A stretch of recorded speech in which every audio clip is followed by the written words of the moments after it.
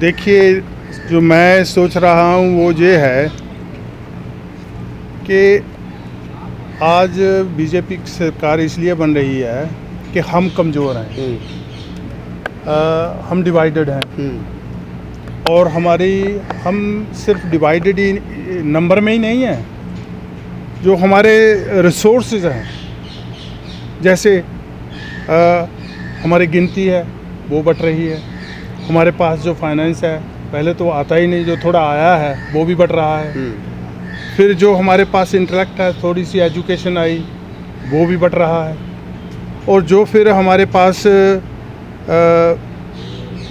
एक यूनाइटेड प्रदर्शन करने का राइट है वो भी डिवाइड हो रहा है। तो इस डिवाइडेड हाउस में अब आप कैसे अपनी ताकत दिखाओगे? और सबसे बड़ा अफसोस जो मुझे इस बात का होता है कि जिन लोगों को हमारे साथ खड़े होना चाहिए, जिन लोगों को हमारे कंधे से कंधा मिलाकर उनका विरोध करना चाहिए, वो उनकी खेमे में खड़े हैं। तो ये सबसे बड़ी समस्या। क्या समस्या? मतलब उनके लिए डर है, सीबीआई का डर है, ईडी का डर है, या ज़्यादा पैसा नापसान आपको वहाँ रखा है, या मूवमेंट की असली प्रॉपर समझ नहीं है? देखिए, जो भी समाज में अपना राज इस्टेब्लिश करता है वो अपने ढंग, अपने रंग इस्टेब्लिश करता है। आपने देखा होगा कि भाई अमेरिका में लोगों को जगह जगह से खरीद के गुलाम बना के लेके गए वहाँ, और उनके ऊपर जो अत्याचार हुआ उसको इस्टेब्लिश करने के लिए क्या क्या यातनाएं दी गई उन्हें। तो ये जो हमें यातनाएं मिल रही हैं ये उसी का हिस्सा है। जो लोग हमें अपना गुलाम बनाकर रखना चाहते हैं, जो गुलामी हमारे पर थोप के उसको इस्टेब्लिश करना चाहते हैं, अपनी सुपरमेसी रखना चाहते हैं, ये लड़ाई जो है ना, ये कोई किसी के पार्टी की या किसी के समाज की या किसी की जाति की नहीं है। ये लड़ाई सारी हमारे संसाधनों के ऊपर कब्जे की है। वो सारे का सारा जो हमारे संसाधन हैं उन पे कब्जा अपना रखना चाहते हैं। हम चाहते हैं कि उस संसाधन से, क्योंकि वो हमारे भी हैं, हम भी इस देश के रहने वाले हैं जी। तो उस देश में जो हमारा हिस्सा है उसके हिस्से के हिसाब से हमारा संसाधनों में भी हिस्सा होना चाहिए, ज़मीन में भी हिस्सा होना चाहिए, जॉब्स में भी, शिक्षा में भी, जहाँ जहाँ भी। सर, आज़ादी के बाद में जो अधिकार हमको संवैधानिक रूप से मिले, चाहे वो शिक्षा के रूप में मिले, चाहे आरक्षण के रूप में मिले, उनको सरकार दिन प्रतिदिन ख़त्म कर रही है। और सब कुछ हमारी, जैसे आपने स्टार्टिंग में कहा कि हमारी अपने समाज के लोग हैं जो सरकार की गोद में जो है वो लेटे हुए हैं और गहरी नींद में सो रहे हैं। आखिर इस लड़ाई को लड़ेगा कौन? देखिए, अब मैं ये तो प्रेडिक्ट कर नहीं सकता कि कौन लड़ेगा और कैसे लड़ेगा, लेकिन ये मैं ज़रूर कह सकता हूँ कि जितनी चेतना पिछले 8-10 साल में समाज के अंदर आई है, इतनी चेतना मैंने कभी पहले नहीं देखी थी। उसका कारण ये है, जो मैं समझता हूँ, मैं गलत भी हो सकता हूँ, कि हम लोग किसी मूवमेंट से निकल के नहीं आए। जैसे आप ब्लैक्स लोग की मूवमेंट देखो तो उनका 70-80 साल का एक संघर्ष है, लड़ते आ रहे हैं, मरते आ रहे हैं, कटते आ रहे हैं, और फिर उसको आगे बढ़ाते आ रहे हैं, तो जाकर उनको अधिकार नसीब होते हैं। और ऐसे ही आप नेल्सन मंडेला को देखो, 26 साल वो जेल में रहा, कितना अत्याचार उसके लोगों के ऊपर हुआ, तो जाकर उसका एक स्टेटस बना और उसका ये एक अथॉरिटी बनी कि भाई मैं आपसे बात करके। और ये भी मैं बता दूं कि नेल्सन मंडेला ने बाबा साहब का जीवन पढ़ा तो वो खून खराबे का रास्ता छोड़कर नेगोशिएशन के रास्ते पे आया और उनको कन्विंस कर पाया, जैसे बाबा साहब राउंड टेबल पे कन्विंस कर पाए कि हमें भी अधिकार मिलने चाहिए, ऐसे ही वो कर पाया और वो भी जीत गया। अब अफसोस हमें है कि हम किसी भी मूवमेंट से नहीं निकल के आए, हमने कोई संघर्ष नहीं किया। मैं दुख से कह रहा हूँ, हमने कोई संघर्ष नहीं किया, अकेले बाबा साहब लड़ते रहे और लड़ते रहे। वो भी महाराष्ट्र से चालू करके छोटा सा एक अपना संगठन बनाया, फिर उसको आगे बढ़ाया, आगे बढ़ाते बढ़ाते अकेले ही लड़ते संविधान तक पहुंच जाते हैं, फिर संविधान लिखते हैं। लेकिन जब अधिकार लिखने का अधिकार आता ना उनको, तो वो सभी के लिए लिखते हैं, मेरे जैसे के भी, आपके भी, आप सभी के लिए वो अधिकार लिख दिए। वो अधिकार हमें जैसे बिना किसी मेहनत, बिना किसी कुर्बानी, बिना कोई संघर्ष किए हुए हमारी पॉकेट में आ गया, हमारी झोली में आकर गिर गया। हम उसकी जो कदर नहीं करते। महत्वता को नहीं समझ पा रहे। हम उसकी कदर नहीं कर रहे हैं। आपने भी ब्लैक्स इजी कम आपने और इजी को वो जैसे आए हैं वैसे ही हमारे हाथ से खिसकते जा रहे हैं, इसलिए हमें चिंता नहीं है।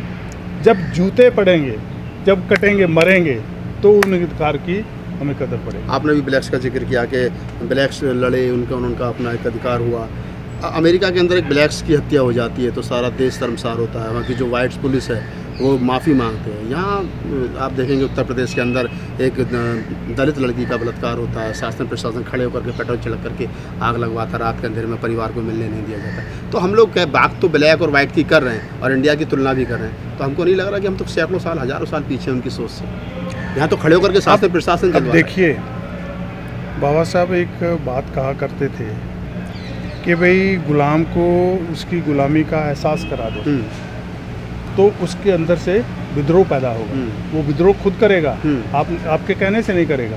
मेरे कहने से कोई विद्रोही नहीं बनेगा, मेरे कहने से कोई सड़क पे नहीं आएगा, मेरे कहने से कोई लड़ने मरने को तैयार नहीं होगा। जिस दिन उनके अंदर ये चेतना पैदा हो जाएगी कि भाई हमारे ऊपर जो अन्याय हो रहा है, जो गलत हो रहा है, जिस दिन उनके अंदर ये चेतना पैदा हो जाएगी कि हम इंसान हैं। पहले तो यही है कि हमारे लोग आज तक अपनी जाति की वो जेल से ही नहीं आज़ाद हो पा रहे हैं और वहीं पे छाती ठोके जा रहे हैं, मैं ग्रेट चमार हूँ, मैं ग्रेट फलाना हूँ, मैं ग्रेट फलाना हूँ, मैं ग्रेट। तो काहे के ग्रेट हो? कुत्ते जैसी कदर है तुम्हारी समाज में और तुम कहते हो हम ग्रेट हो। तुमको शर्म आनी चाहिए। खास करके मैं अपने बाहर जो लोग हैं बैठे हैं, मैं उनको कहता हूँ कि ना तो जहाँ आपको कास्ट के बेस के ऊपर रिजर्वेशन मिल रही है, ना कास्ट के ऊपर जॉब मिल रही है, ना कास्ट के ऊपर आपको प्रमोशन मिल रही है, तो फिर किस इस सेठ को क्यों गले में पट्टे की तला डाल के घूमते हो? सर शोषण तो कास्ट के आधार पर हो ही रहा है ना। फिर भी कहाँ देश भर में, पूरे मुल्क भर में शोषण कास्ट के आधार पर हो रहा है। आज़ादी के 70 साल के बाद में मुनादी होती है कि कोई चमार मेरी डोल पे, मेरी समाधि पे, मेरे क्या नाम है 12 पे जाएगा तो उसको 50 जूते और 5,000 रुपये का जुर्माना देना पड़ेगा। तो जाति है कि जाति नहीं है? कहाँ जा रही जाति? अगर शेड्यूल कास्ट के लोग छोड़ भी तो सवर्ण नहीं याद दिला रहा है बार बार। कितने 15% है, हम कहते हैं 15% स्वर्ण है। 15% 85% को याद दिला देगा। अगर 85% छोड़ दे, मेरी बात सुनो, अगर 85% ये फैसला कर ले कि मुझे छोड़ देना है, इसकी वजह से मेरे जूते पड़ रहे हैं, इसकी वजह से मैं अनपढ़ रह गया, इसकी वजह से मैं पीछे रह गया, इसकी वजह से आज मैं लाचार बना हुआ हूँ और इसलिए आज से मैं इसको त्याग पत्र देता हूँ। अगर हम जाति छोड़ देंगे तो वो क्या डंडे मार मार के हमें बनाएंगे भंगी? डंडे मार मार के 85% में से 50% समाज तो ऐसा जो लिख रहा है जिद्दी जाट, जिद्दी त्यागी, गुज्जर का छोरा, ये तो 85% में से 85% हम कहीं तो रहे हैं कहाँ? 85% 80% 85% में से 90% हिस्सा तो ऐसा है जो 15% के साथ खड़ा है। वही तो देखिए, आप जो बात कह रहे हैं वो उसके साथ में सहमत हूँ कि ठीक है जो आप बात कर रहे हैं, लेकिन इसी का जो बाबा साहब से बड़ा तो पढ़ा लिखा नहीं है। बाबा साहब से पढ़ा और बाबा साहब से बड़ा विजनरी भी कोई नहीं है। मैं तो भगवान बुद्ध की क्रांति को से ज़्यादा बाबा साहब अम्बेडकर की क्रांति को समझता हूँ कि जिसने जीरो से कहाँ हमें उठा के कहाँ पहुँचा दिया, लेकिन हम नहीं कदर करते उसकी। इसलिए हम बाबा साहब अम्बेडकर ने कंक्लूड किया कि आप लोगों को मैं देश के शासक बनाना चाहता हूँ। कैसे बनेंगे? अगर आप जातियों में बटे रहेंगे तो नहीं बनेंगे। इसलिए मैं आपको बुद्ध धर्म दे रहा हूँ। आप बुद्ध धर्म में जाएंगे, जैसे छोटी छोटी गंदी मंदी नालियाँ एक बार सागर में चली जाती हैं, फिर वो नाले नदियाँ नहीं थोड़ी कहती हैं, वो सागर बन जाती हैं। आप एक बार सारी छोटी मोटी जातियाँ जब बुद्ध धर्म में आ जाओगे तो आप बुद्ध धर्म एक आपका समाज बन जाएगा, एक आपकी आइडेंटिटी बन जाएगी, एक आपका धर्म बन जाएगा, तो फिर आप अपनी सत्ता को हासिल कर सकते हैं। अच्छा चलिए सर, चलते चलते लास्ट सवाल हमारे दर्शकों के लिए।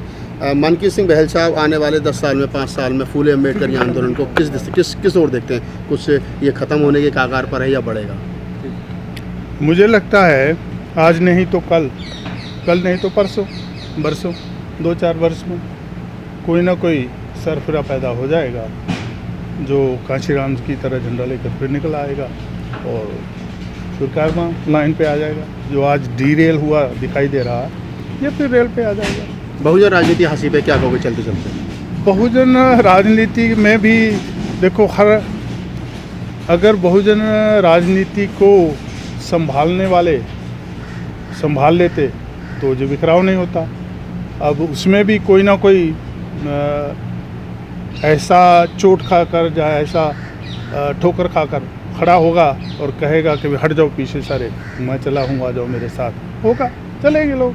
चलिए, तो आप थे मनकीरत सिंह बहल साहब, इंग्लैंड से हर प्रोग्राम में भारत पहुंचते हैं और आज भी यहाँ पर श्रवण संस्कृति का एक प्रोग्राम था और वहाँ पर आए हैं साहब, तो हमने सोचा कि थोड़ी सी बातचीत की जाए ताकि भारत में जो लोग रहते हैं फूले अम्बेडकर आंदोलन के, उनको पता चल सके कि आप ही के बीच के लोग जो विदेशों में रहते हैं वो आपके बारे में क्या सोचते हैं। तो मनकीरत सिंह बहल साहब से हमने इस उद्देश्य से बात की। अगर आपको हमारा वीडियो अच्छा लगे तो लाइक कीजिए, शेयर कीजिए, कमेंट्स कीजिए।